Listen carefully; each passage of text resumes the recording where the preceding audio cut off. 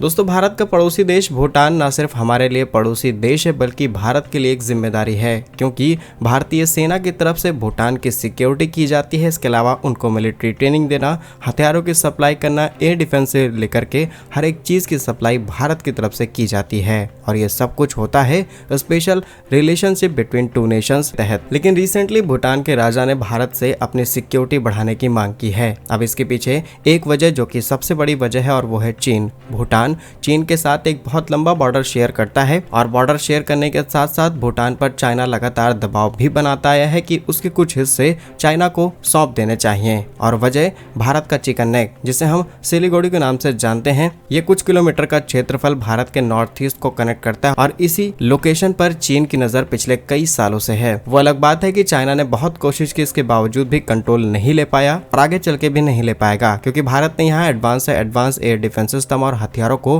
तैनात करके रखा है। लेकिन भूटान जो कि सालों से बहुत अच्छा दोस्त रहा है भारत का, जब उस पर दबाव बनाया जाएगा और चाइना के इंपॉर्टेंट लोग, चाइना की सीक्रेट एजेंसी अगर भूटान के अंदर एक्टिव होकर के भारत पर नजर रख रही है तो डेफिनेटली ये भारत के लिए चिंता का विषय है और कुछ सोच समझ करके ही वहां के राजा ने भारत से इस बात की रिक्वेस्ट की है। आइए समझते हैं कि इतनी सारी इनसिक्योरिटीज के चलते क्या भूटान भारत के साथ जुड़ने की तैयारी कर सकता है या फिर नहीं। जानते हैं सब कुछ आज के इस वीडियो में। यदि आपको हमारा काम पसंद आए तो वीडियो को लाइक और चैनल को सब्सक्राइब जरूर कीजिएगा। दोस्तों, भूटान के राजा जिनका नाम है जिग्मे खेसर नामग्याल वांगचुक, उन्होंने कहा कि भूटान सदैव भारत का घनिष्ठ मित्र एवं रणनीतिक साझेदार रहा है और दोनों देशों के बीच ऐतिहासिक रूप से अटूट रक्षा सहयोग रहा है। वर्तमान में भारतीय सेना भूटान में सुरक्षा संबंधी सहयोग प्रदान करती है, जिससे भूटान की सीमाएं सुरक्षित हो सके। हम आपको और ज्यादा डिटेल्स बताएं। भारतीय सेना न केवल भूटान की सीमाओं की रक्षा करती है बल्कि रॉयल भूटान आर्मी का प्रशिक्षण यानी कि उनको ट्रेनिंग भी देती है। इंडियन मिलिट्री ट्रेनिंग टीम, जिसे IMTRAT के नाम से जाना जाता है, 1960 दशक में भूटान के अंदर तैनात होती है। हाँ,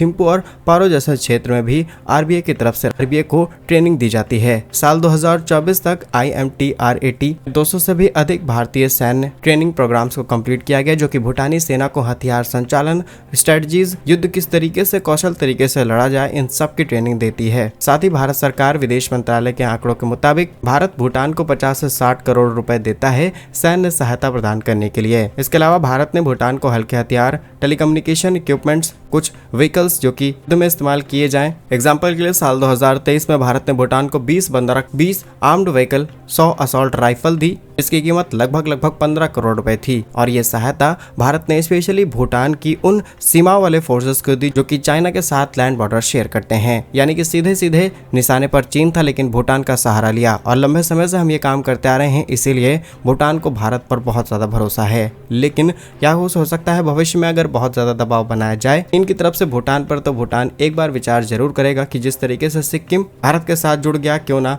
भूटान भी जुड़ जाए। थोड़ा सा इतिहास अगर आपको बताएं तो भारत और भूटान के बीच संबंध 1947 से पहले से ही चले आ रहे थे और 1949 में एक ट्रीटी साइन की जाती है कि भूटान अपनी विदेश नीति का मार्गदर्शन के तहत भारत का पालन करेगा। हालांकि साल 2007 में इसमें कुछ अमेंडमेंट किए जाते हैं और अब इस पॉलिसी को थोड़ा सा चेंज किया गया है, लेकिन सुरक्षा बनाए रखने के लिए ये जिम्मेदारी आज भी भारत की है और दोनों देश इसे बखूबी निभाते हैं। भारत की कुल सीमा करीब 699 किलोमीटर की है, जिसमें से 477 किलोमीटर की सीमा भारत के साथ शेयर होती है और करीब 222 किलोमीटर की सीमा चीन के साथ शेयर होती है। अब भारत और भूटान में सीमा को लेकर के कोई दिक्कत नहीं है, लेकिन दिक्कत है सिर्फ चीन के साथ। और भारत भूटान की सुरक्षा इसीलिए करती है क्योंकि भूटान के पास उतनी ज्यादा सैन्य शक्ति नहीं है और भूटान की सेना दुनिया की सबसे कमजोर सेनाओं में से एक मानी जाती है। 145 देशों में से 145वें स्थान पर आता है भूटान, इसीलिए इसके पास कोई बड़ा सैन्य बल नहीं है। इसकी रॉयल भूटान आर्मी, जिसे आरबीआई के नाम से जानाता है, केवल 8000 से 10,000 सैनिक हैं। सटीक आंकड़े एग्जैक्टली क्या हैं इसके बारे में बहुत ज्यादा डिटेल अवेलेबल नहीं है।